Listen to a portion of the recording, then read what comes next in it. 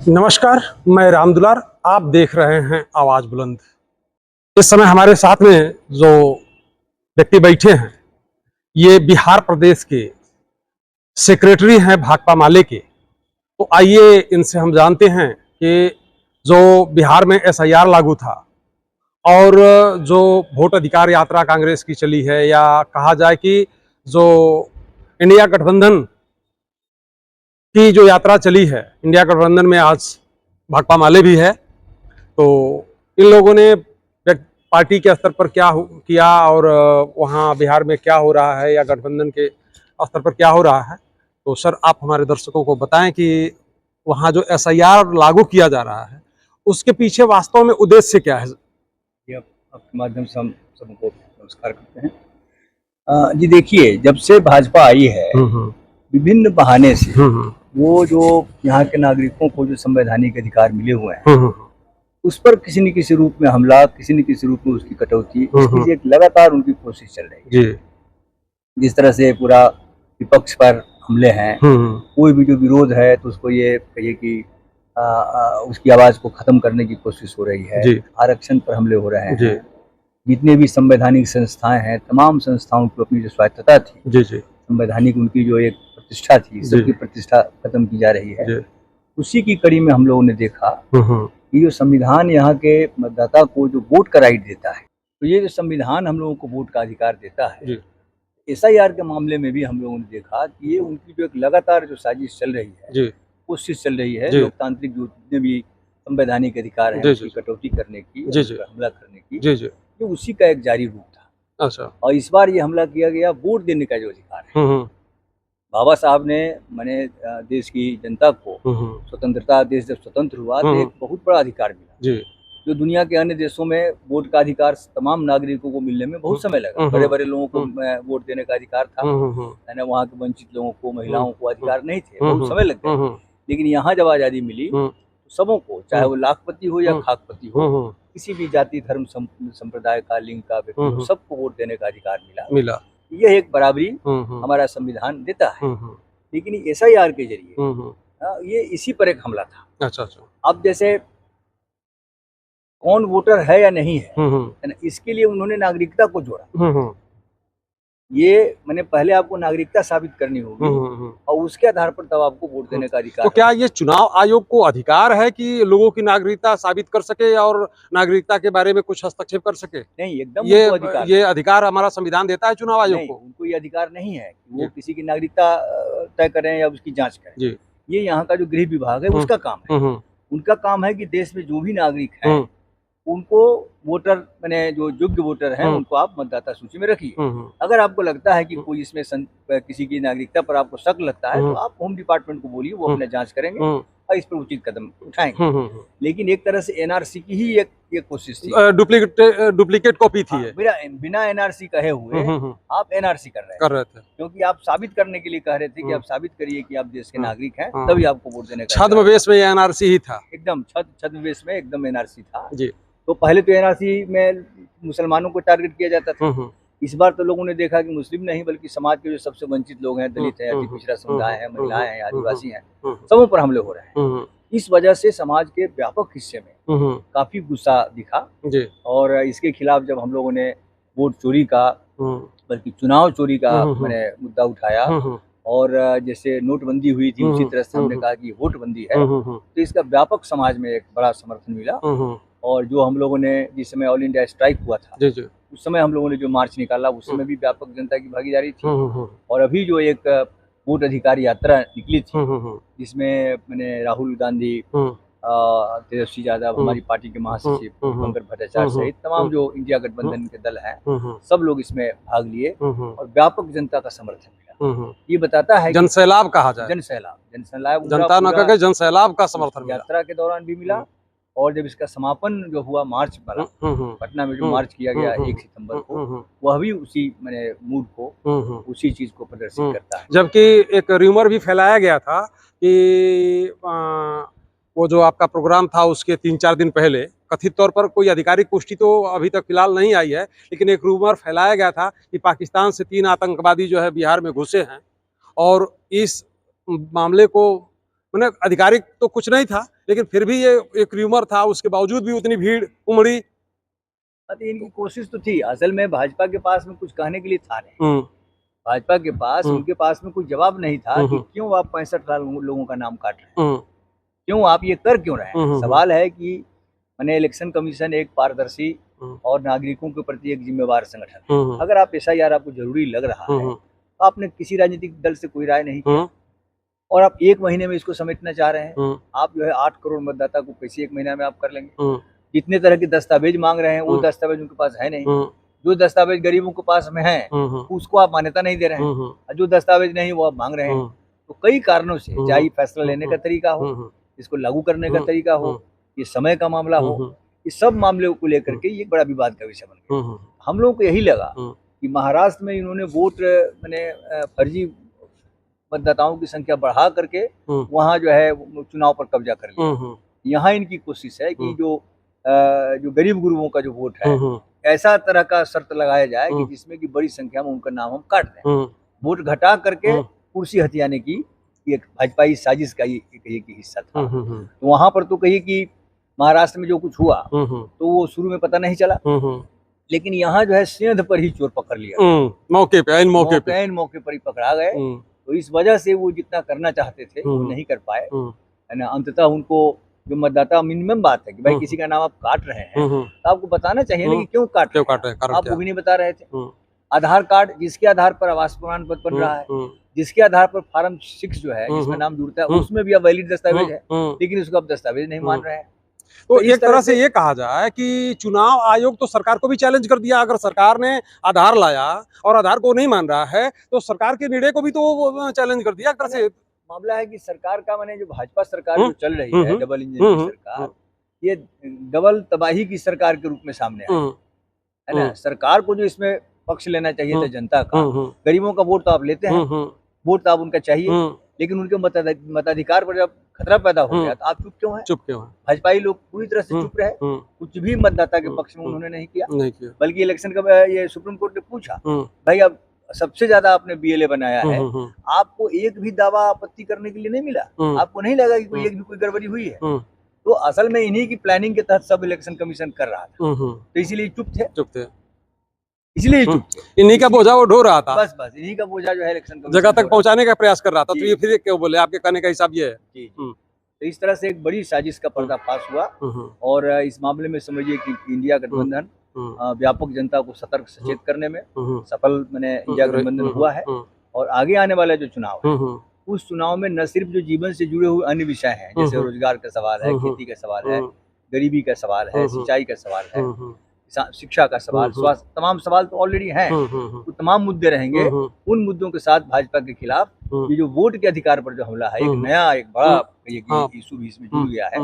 यह भी आने वाला जो चुनाव है उस चुनाव में एक बड़ा एजेंडा बनेगा और भाजपाइयों को जरूर, जो कहा गया है, जो नारा था कि वोट चोर गद्दी छोड़, तो वोट चोर तो चोरी तो पकड़ में आ गई है, अब गद्दी से हटाने का काम बाकी है। और हम लोग उम्मीद करते हैं कि जो आगे आने वाला जो अभी 10 चुनाव आने ही वाला है, तो निश्चित रूप से बिहार की जनता गद्दी से हटाएगी, गद्दी से उनको हटाएगी।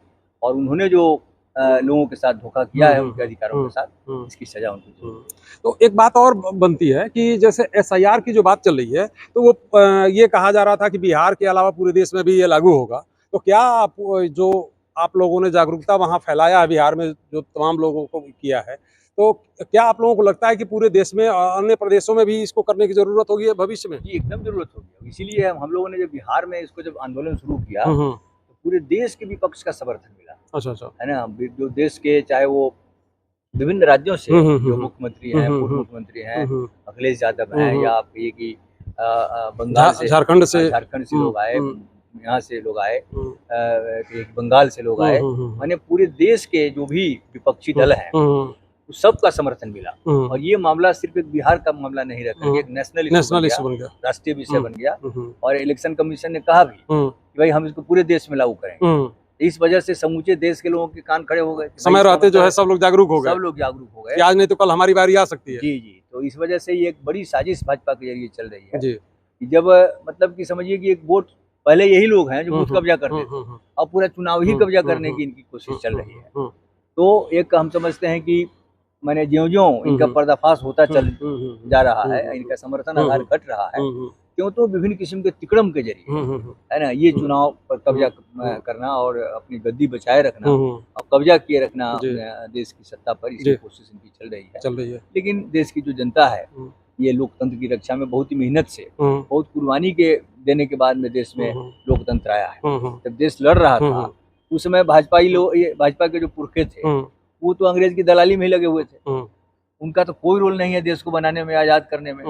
इसलिए देश में जो संविधान आया, लोगों को जो लोकतांत्रिक अधिकार जो मिले, लोकतंत्र आया, इसमें उनका कोई रोल नहीं है। अब उसको खत्म करने का काम फिर से वो कर रहे हैं।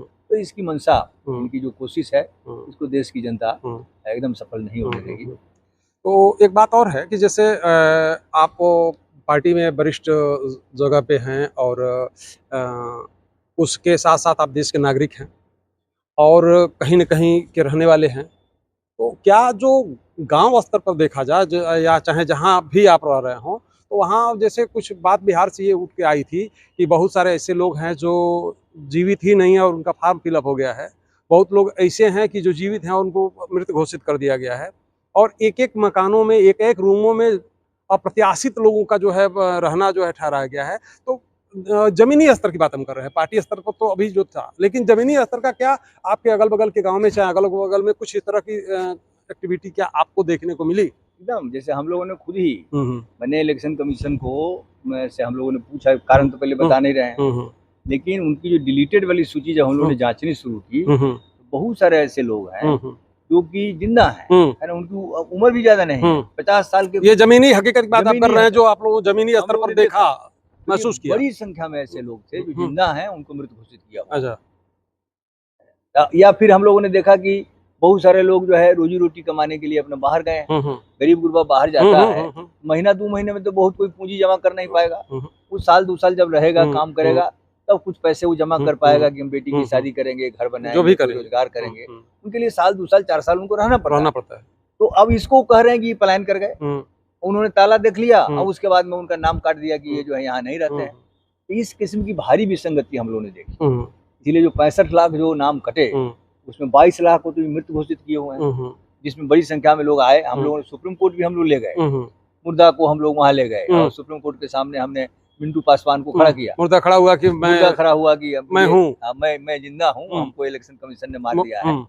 और उसी तरह से करीब 35 लाख ऐसे लोग मैंने जो कि अपने रोजी रोजगार के तलाश में बाहर गए हुए हैं, है ना। कुछ तो एक आध जगह ऐसा मिला हम लोगों को जो माइक्रो फाइनेंस का जो तगादा के डर से, उनका जो आतंक है, उस डर से वो बेचारे ताला लगा घर छोड़ के भागे हुए हैं। उन सब लोगों का नाम काट दिया गया। ये सब तो भारी विसंगति थी। इसीलिए हम लोगों ने मांग किया कि इसमें समय और बढ़ाया जाना चाहिए, लेकिन सुप्रीम कोर्ट ने उसको नहीं माना।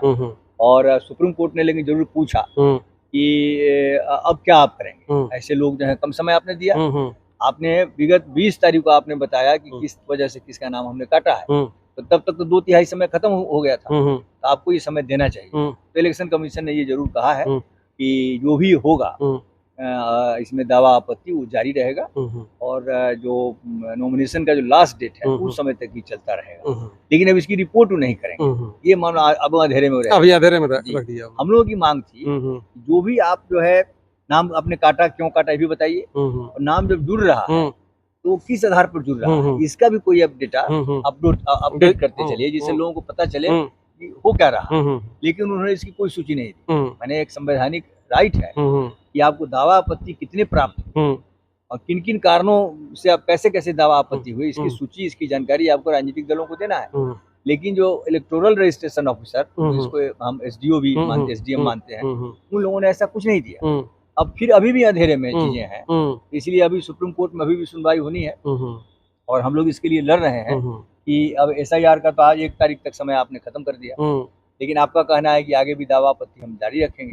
तो जारी रखेंगे तो इसकी सूचना भी, इसकी जानकारी भी तब राजनीतिक दलों को मिलनी चाहिए कि आप कर क्या रहे हैं। कहीं ऐसा तो नहीं है कि इस नाम पर आप मनमाना ढंग से लोगों का नाम जोड़ते चले जा रहे हैं और तो इधर से गरीबों का नाम काट दिया और उधर से भाजपाइयों का नाम आपने फर्जी तरीके से जोड़ लिया, जिसका हम लोगों ने, जो आपने सही बताया, एक जगह 200, 300, 500 लोगों का नाम एक गृह संख्या पर है। बताइए कैसी विसंगति है। ये सब जो कहते हैं ना, मनमाना ढंग से कोई सही तौर तरीके से काम नहीं करने का ही नतीजा है। और इसके बारे में बहुत लचर दलील दे रहे हैं, जैसे जीरो संख्या है, आवास संख्या जीरो। अब कह रहे हैं कि इनके असल में घर नहीं है। भाई आप कैसे समझे घर नहीं है? घर इसका सत्यापन कैसे आपने किया? सत्यापन आपने किया? और इसका शासनादेश कोई जारी किया था क्या आपने? कुछ नहीं किया कि जिसका घर न हो उसके लिए बाकायदे कुछ शासनादेश जारी होना चाहिए था ना, या आपकी तरफ से जारी होना चाहिए था ना कि जिसका घर न हो और वो भारत का नागरिक हो तो उसको कैसे किया जाए। इन्हीं सारी विसंगतियों की वजह से हम लोगों की जो हम लोगों का जो गठबंधन है उनकी यही मांग थी कि भाई SIR को आप स्थगित करिए, SIR को आप रद्द करिए, ये वैलिड नहीं है, जरूरी नहीं है, अच्छी चुनाव से पहले आप कर रहे हैं, बल्कि इससे पहले जो आप जिसके पर आप लोकसभा का चुनाव आपने किया उसी के आधार पर ये चुनाव होने दीजिए और आगे आप समय लेकर के आप एक गहन निरीक्षण करें, है ना, उसमें भी लेकिन आप जो शर्त जिसकी सारी पारदर्शिता रखिए और एक सही तौर तरीके से चीजें हो, लेकिन ये हम लोग नहीं कर पाए। तो जरूर ये एक कहिए कि इस मामले में एक समस्या रह गई है, लेकिन हम उम्मीद करते हैं कि जो बिहार की जनता है, देश की जनता सब चीजों को देख रही है, तो जरूर इस पर वो निर्णय देगी। लेकिन निर्णय क्या देगी? जब निर्णय देने की पे पहुंच पाएगी तब ना, वो तो जगह के पहले जब छांट दिए जाएंगे तो फिर वो निर्णय क्या देंगे? नहीं तो लोग अगर छाटेंगे तो लोग है ना, और जिनका नाम रहेगा उनकी नजर में भी तो बात रहेगी। हाँ ये तो है। यानी बिहार लोकतंत्र की भूमि रही है। बिहार में गरीबी जरूर है, लेकिन राजनीतिक चेतना और समझ के हिसाब से अपने अधिकार के लिए लड़ने का एक बहुत ही मजबूत इतिहास है। इसलिए अगर जो है किसी गरीब का नाम आप काटते हैं तो जिनका नाम है वो भी तो सोचेंगे ये सरकार इस किस्म का न्याय कर रही है, लोगों के लोकतांत्रिक अधिकार का हनन कर रही है, तो इस पर उनका भी कुछ फर्ज बनता है, वो जरूर सामने आएंगे। और कल मेरा भी नंबर आ सकता है, आज जिनका कटा तो कल मेरा भी नंबर आ सकता है, तो इसलिए सावधान हो जाएंगे लोग, सावधान होंगे। और होंगे क्या, तो जो आवाम का जो वो फान खड़ा हुआ था उस रैली में, वो दिख ही रहा था कि लोग कैसे जागरूक हैं। जी, तो इसलिए उनकी जो मंशा है, हम उम्मीद करते हैं कि बिहार की जनता काफी सचेत है, काफी संघर्षशील है। उनकी मंशा जो भाजपाइयों की है, इसी तरह से हम सत्ता हथिया लें।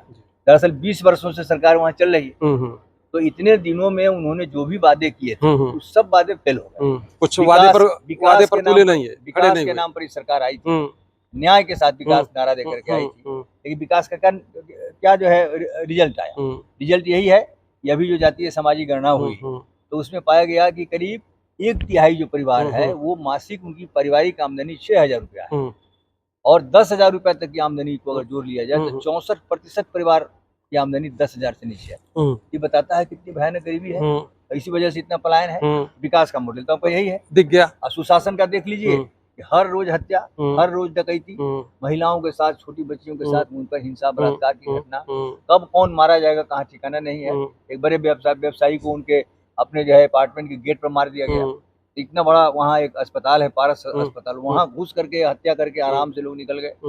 इस लिहाज से जो भी इनके नारे थे सुशासन के, विकास के, तमाम नारे धरे के धरे रह गए। उसी ढंग से गरीबी है, पलायन है, शिक्षा बर्बाद है, चिकित्सा का क्षेत्र बर्बाद है। इसलिए बिहार की जनता ऐसे भी अकुताई हुई है और बिहार एक बदलाव चाहता है ना, और इसी से भाजपा डरी हुई है। इस बार हमारी दाल शायद गलेगी नहीं, तो तरह तरह का तिक्रम लगा रही और इलेक्शन कमीशन का इस्तेमाल करके वो चाह रही है कि हम सत्ता पर किसी भी तरह से बने रहे। तो आप लोगों ने सुना, और जो भी बातें इनके द्वारा मिली हैं अपने इर्द गिर्द या अपने पर्सनल व्यक्तिगत सूत्रों से भी इन चीज़ों को जानने की ज़रूरत है, सोचने समझने की ज़रूरत है, और समय रहते निर्णय लेने की ज़रूरत है। कहीं ऐसा ना हो कि हम अपने कार्यों में, अपने सोच में व्यस्त रहें, और जब समय ऐसा आ जाए कि उस पर हम कुछ भी ना कर सकें, उस समय सोचेंगे तो मुश्किल होगा। इसलिए समय रहते सबको सोचने की ज़रूरत है। फिलहाल इजाज़त दीजिए, अभी इतना ही, आगे मिलते हैं अगले वीडियो में। नमस्कार, जय हिंद, जय भारत, जय जवान, जय किसान।